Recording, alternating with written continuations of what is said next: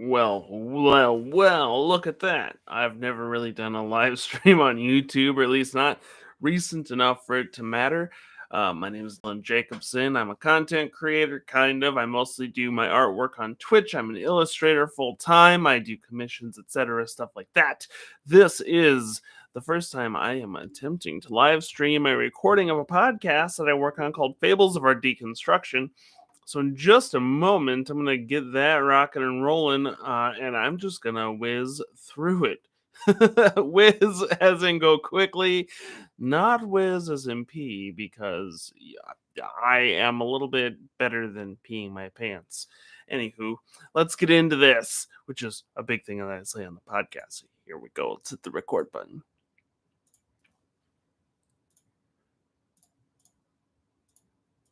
Welcome to Fables of Our Deconstruction, a podcast where we examine our systems of faith and culture together as we grow as people. I'm your host, Dylan. If you like what you hear, check me out at patreon.com/Dylan.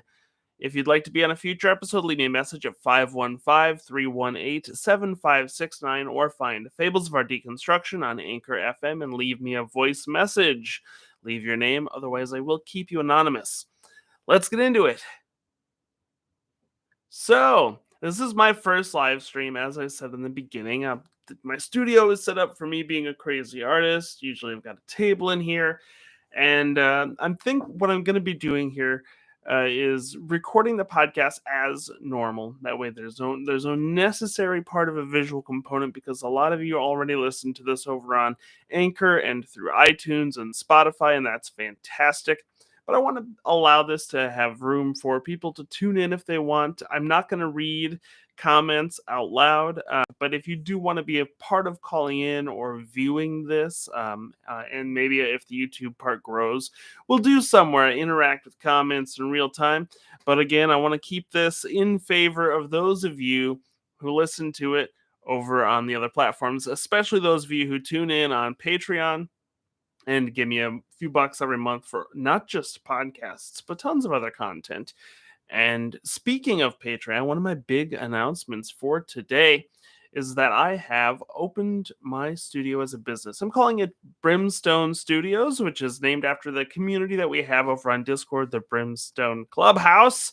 And the Brimstone Order is what I call my patrons. So I feel like these things all mesh together really well. I'm trying to figure out how I want to bring things together, but I've done a lot of branding. I've got new colors. The pink is still there, but we got purple and blue and a near white light blue. There's a lot of fun stuff going on with that.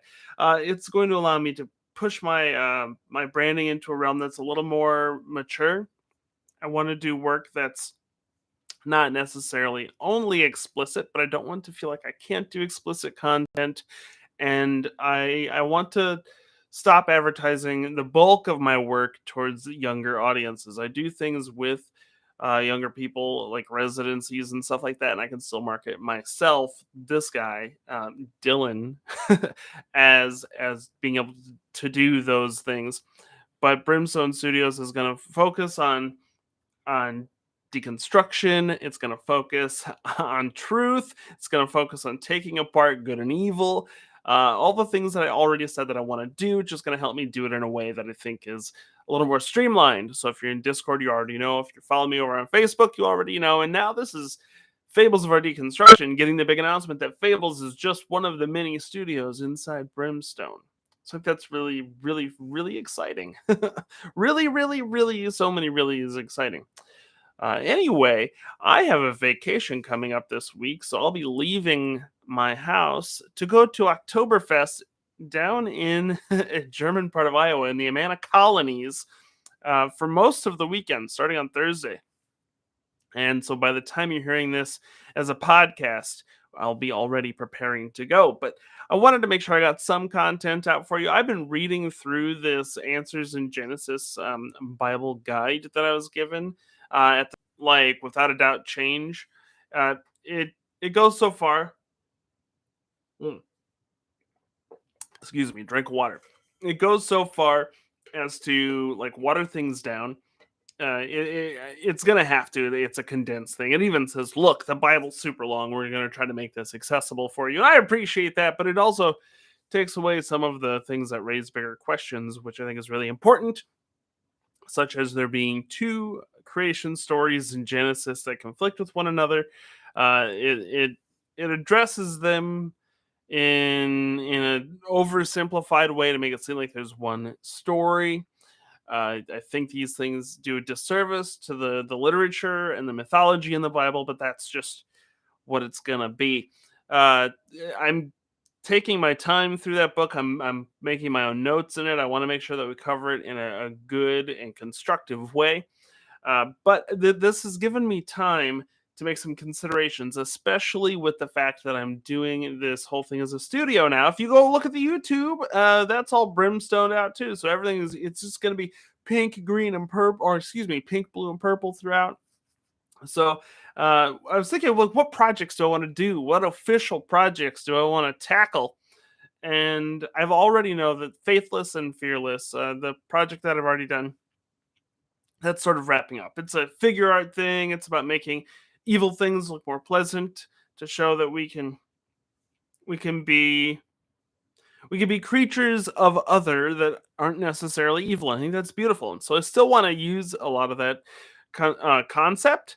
But my next series that I think I'm going to work on, and I want to make them a little bit more involved. I've thought about maybe doing some charcoal and bigger pieces. My wife has really recommended that, but I think I'm going to focus on faith again, but through the lens of virtue and sin, and sort of tearing down like what is virtuous and what is why do we call certain things sin? And I'm gonna have to figure out how to capture that visually as I create it, which is gonna be a big challenge. But I think that'll be cool.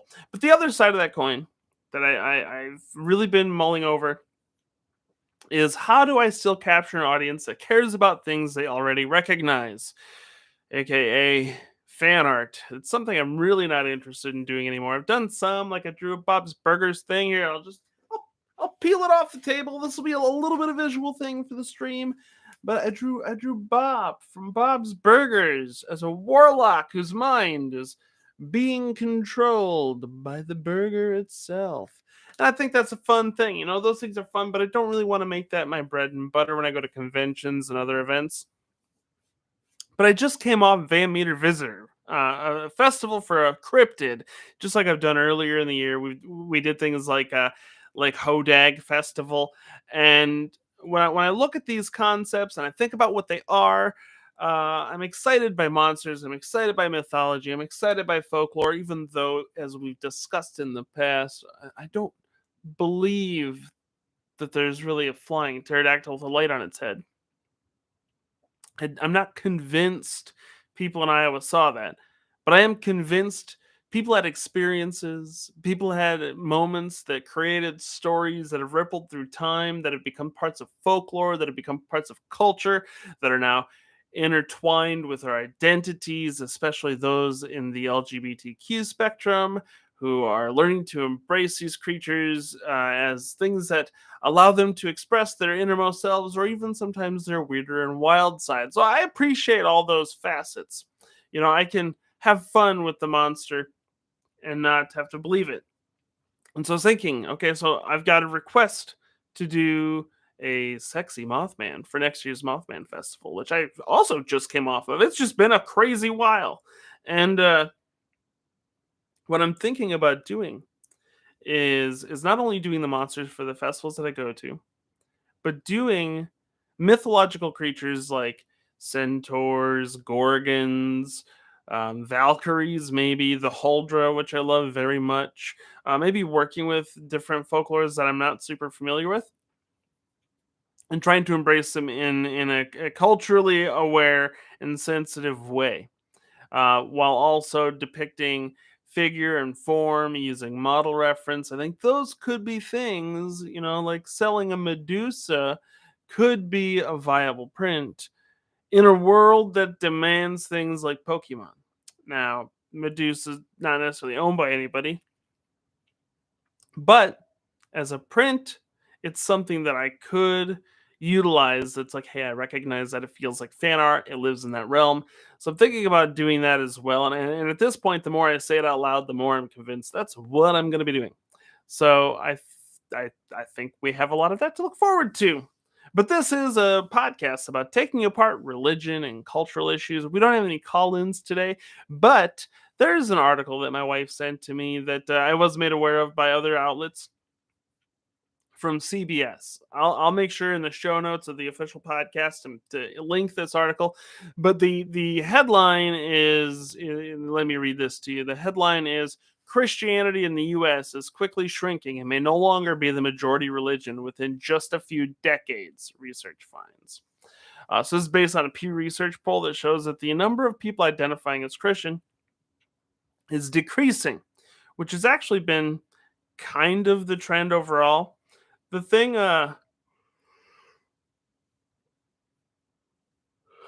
Big yawn. Those are things I cut out on the podcast. The thing we got to keep in mind is that even though these concepts are trending, like people not affiliating with religion, there's not necessarily a huge increase in atheism specifically in these polls.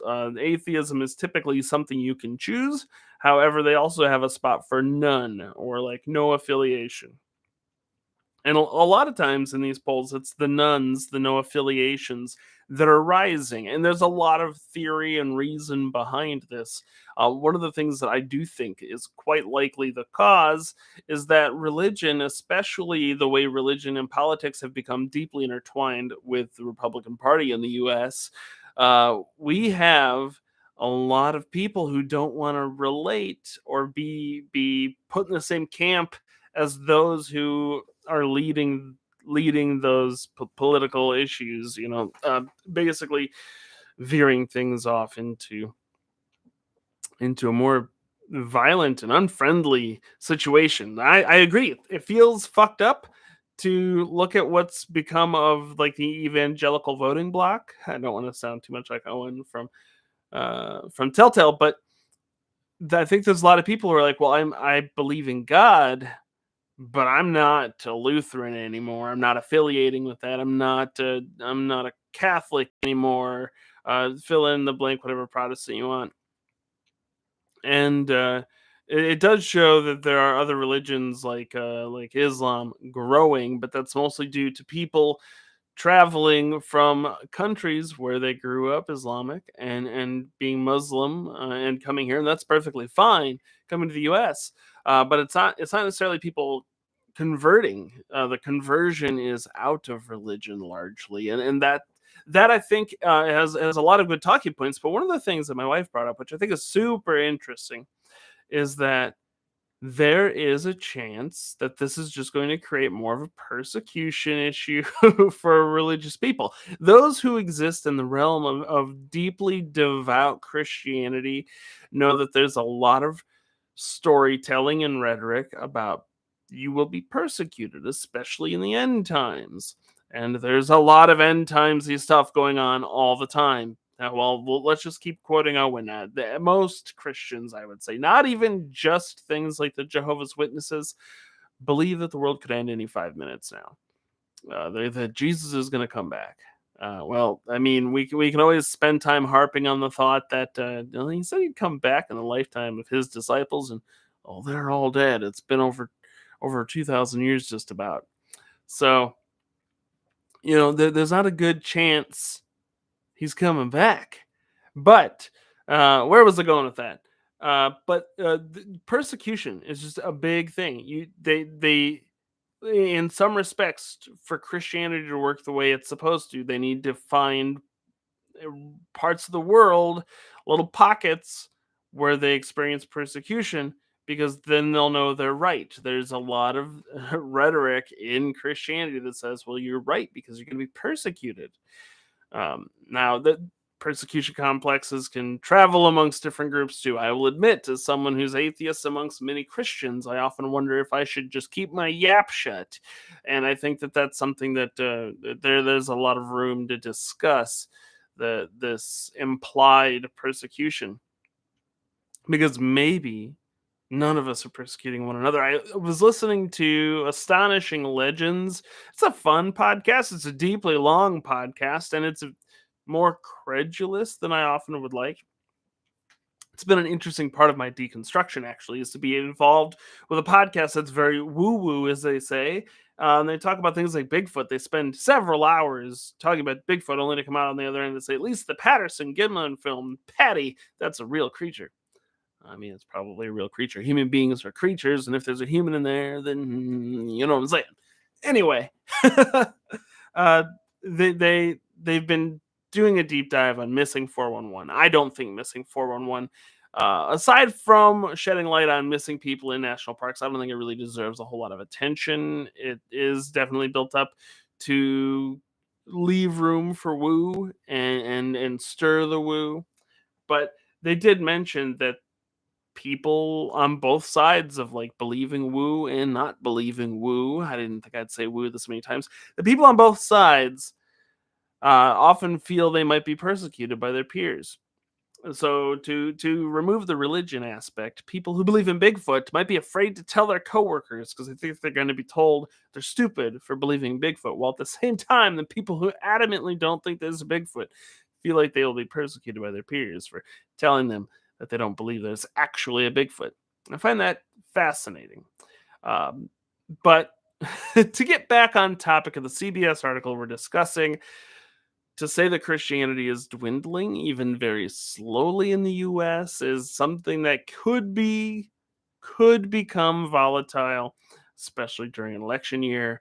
It can definitely be used to rile up the Christian voting bloc, especially the evangelical voting bloc, to say, look, they're trying to take us apart, which is comical because right now we're living in a world where Christianity is gaining a huge foothold. The minority, that's the dog, sorry about that. The minority of our country, or at least the growing minority of our country, is getting more control, and it's not helping anybody. And there's a lot going on, so we've got to do our best to think critically and look for the truth in most situations and think about what's going to help people. And I do think articles like this can help, and I do think it's hopeful. It brings hope to atheists to say, hey, at least there's more nuns, more people who say I don't have a religion. Because I'd rather people practice their God belief privately in a way that is not a baseball bat and not a forced sign up than be surrounded by people who want you to believe. Because I'd rather find a reason to believe on my own. And that's why I'm doing this podcast. So that's what I'm going to do today. I'm going to leave you with that, and I'm going to get ready for my vacation, which I'm very much looking forward to. Even though I also feel like I'm deeply behind on work, which that's just the life of an illustrator at this point. But we'll go out on that note today. This has been Fables of Our Deconstruction. Fables of Our Deconstruction is created by me, Dylan Jacobson. Please like and review Fables wherever you get your podcasts, and become a member of Brimstone Studios by joining the Brimstone Order at patreon.com/Dylan. I'd like to thank Apes of the State for the use of their song Moments a Year From Now as my intro and outro. And remember, you are never alone. We are in this together. All right, so that's the end of the podcast. I will keep the stream going for just a few more minutes. Usually I go for about a half hour to 45 minutes. I usually have a big topic that I've done a bunch of writing on or research. This was a little more off the cuff. I realize I don't have a whole lot of people in here. So a couple people popping in and out. It's a different thing, especially for my content. I don't have a huge following on YouTube. I mean, I have like no following at all. But the reason I'm sticking around is to say if we want to do stuff with like chat and Q&A, we could do it in here after the show. After the show. And I usually do this around 1 p.m. on Tuesdays. I realize it's a little late today, but that's just my lifestyle right now. So thanks for being here. It's been really cool if you showed up. If you didn't, this is also going to help me not use Apes Estate's music in the show because I'm going to have to make copyright claim every single time. And I don't want to do that. So I will see you all in 2 weeks. Take it easy. And, don't do anything I wouldn't do.